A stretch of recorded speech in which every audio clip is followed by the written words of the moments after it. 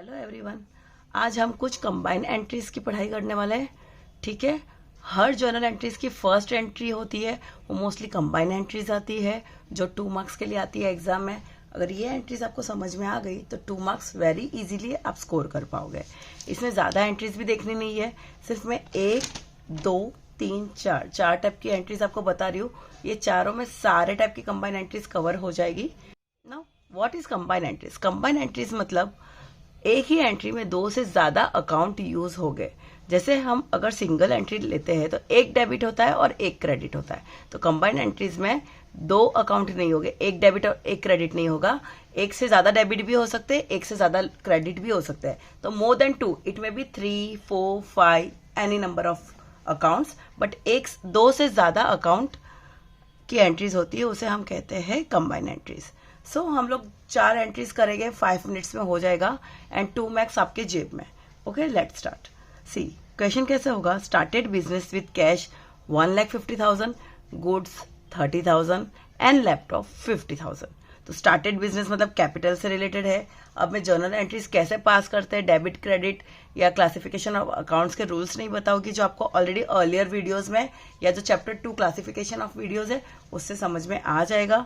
तो इसकी अगर हम सिंगल एंट्री करें, इसको हम पार्ट्स में डिवाइड करें, तो समझो स्टार्टेड बिजनेस विद कैश 1,50,000। अगर सिर्फ इतनी 1 एंट्री देखेंगे तो यहाँ पे 1 एंट्री फॉर्म होती है, ये सेकेंड एंट्री फॉर्म होती है और ये थर्ड एंट्री फॉर्म आती है। तो अगर सिर्फ इतना कहा जाता स्टार्टेड बिजनेस विद कैश 1,50,000, तो इसकी सिंगल एंट्री क्या होती? Cash account debit to capital account. फिर अगर ऐसे कहा जाता स्टार्टेड बिजनेस विद गुड्स 30,000, तो इसकी एंट्री होती stock of goods account debit to capital account credit. And started business with laptop, तो इसकी एंट्री होती laptop account debit to capital account credit. ना ये सिंगल एंट्रीज है, इनको हम कंबाइन करते हैं, उसे कहते हैं कंबाइन एंट्रीज। तो कंबाइन एंट्रीज में सिंपली क्या करना है, सारे डेबिट एक साथ लिखने हैं और सारे क्रेडिट एक साथ लिखने हैं। तो सारे डेबिट एक साथ लिखने, तो 1, 2 एंड 3, टोटल 3 डेबिट्स है, तीनों डेबिट लिख दो एज इट इज। और क्रेडिट, अब क्रेडिट अगर आप नोट डाउन करोगे, यहाँ पे भी सेम नाम है, यहाँ पे भी सेम नाम है, यहाँ पे भी सेम ही नाम है। तो हम लोग एक बार ही वो नाम लिखेंगे, बस उनके अमाउंट्स को प्लस करके लिखेंगे। ठीक है, तो ये सारे डेबिट्स लिख दिए और यहाँ पे क्रेडिट वाला लिख दिया। एंड मेक श्योर देखो इनका टोटल सेम हो रहा है कि नहीं है। Debit should be equal to credit. ठीक है, इसका भी टोटल 2,30,000 है, इसका भी टोटल 2,30,000 है। सारे डेबिट्स अलग लिख दो और क्रेडिट को अलग लिख दो। वैसे ही हम 2 एंट्रीज और बताते हैं। अभी ऐसा कुछ दिया होगा, Rajkumar started business worth cash 2 lakh rupees. तो इसकी सिंगल एंट्री क्या होगी? Cash account to capital account. ठीक है, ये थोड़ा अलग है पूरा, देखिए। Building 2 lakh rupees, Rajkumar started business with building 2 lakh rupees. तो इसकी एंट्री होगी building account debit to capital account credit.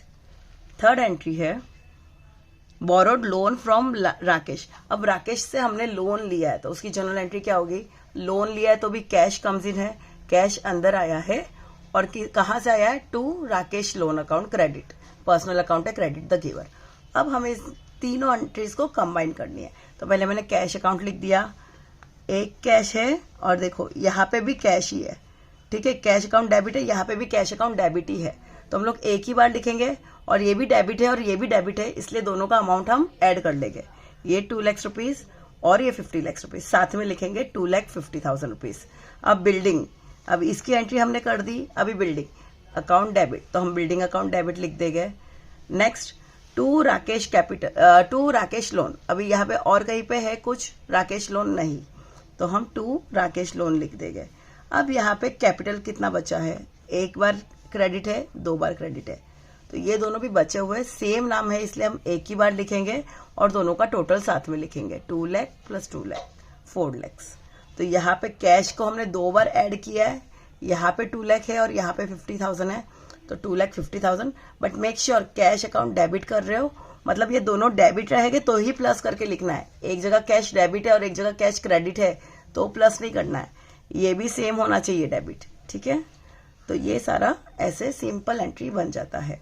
सारे डेबिट को साथ में लिख दो, सेम नाम है तो एड ऑन करके लिख दो और फिर सारे क्रेडिट वाले नाम लिख दो।